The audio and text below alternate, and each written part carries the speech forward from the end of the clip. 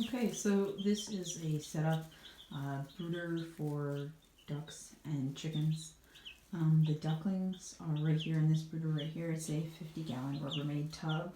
Um, you'll notice that they are actually inside right now, and that's because it is just too cold to put them down in the basement. So right now we just have the three little guys, three ducks, right down there. You've got their feed. They have their water. Now you'll notice the water is actually a paint tray with, I don't even know what you call it, but they sell it right next to the paint trays. And you can place that over the paint tray, and so they can walk on top of that, get something to drink, and not get as much of the pine shavings into the water, which is great.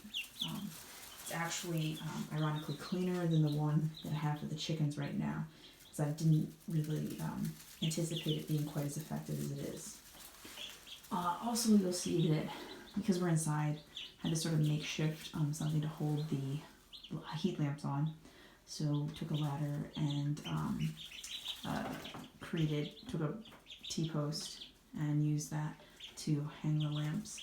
They're hung by ratchet straps, and that way they can be adjusted somewhat depending on whether they're hotter or colder. And actually, you'll see them.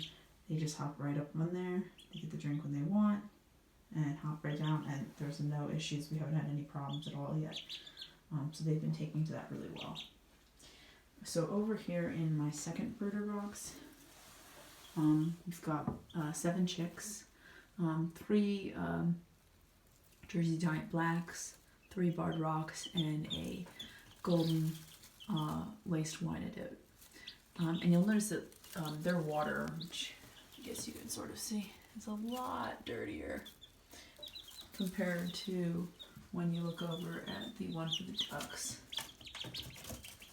which has almost nothing in it at this time. So we're actually going to go and get the materials to make another one of those so that we can keep the bedding cleaner and drier. It'll just be better for them, for their health in the long run. The chicks seem to be doing well. Everybody seems relatively happy with the temperatures. You'll notice that, right now the ducks are out of the heat, but they've been kind of going back and forth between heat and not heat, and the same with the chicks. And that's been pretty good because we've had some irregular temperatures, and even inside we have a setback thermostat, or pre-programmed thermostat, so there's a little bit of fluctuation. So they've done really well considering. The reason why we're doing the brooder boxes in the 50-gallon Rubbermaid tubs is that we have 2 more actually, in addition to the 2 that are being used.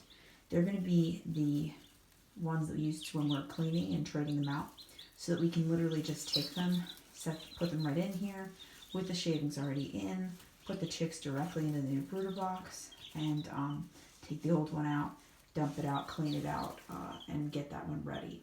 So that way you can kind of avoid the mess of trying to clean out a brooder box while there are chickens or ducks in it, and it's currently being used.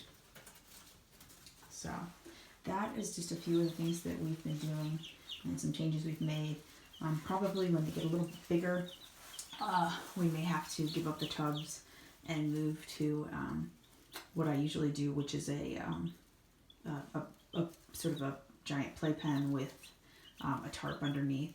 But at least for the time being, we should be able to reduce some of the dirt, the dust, the mess that typically comes with chickens and ducks. So hopefully this will give you some ideas if you're trying to brood chickens or ducklings. And hope this helps.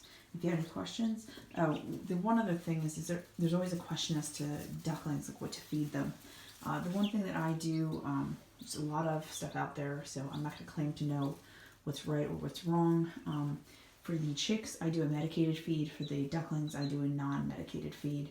And for their water, I have some niacin that I measure out and I add into their water. I don't see it here right this second. Let's see.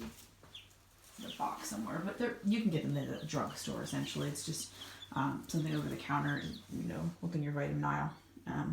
But a little bit of niacin is good for them and it can be added to the water. But yeah, other than the non-medicated feed and the niacin, They're pretty much raised just like the chicks, and they will likely be combined probably within a few weeks.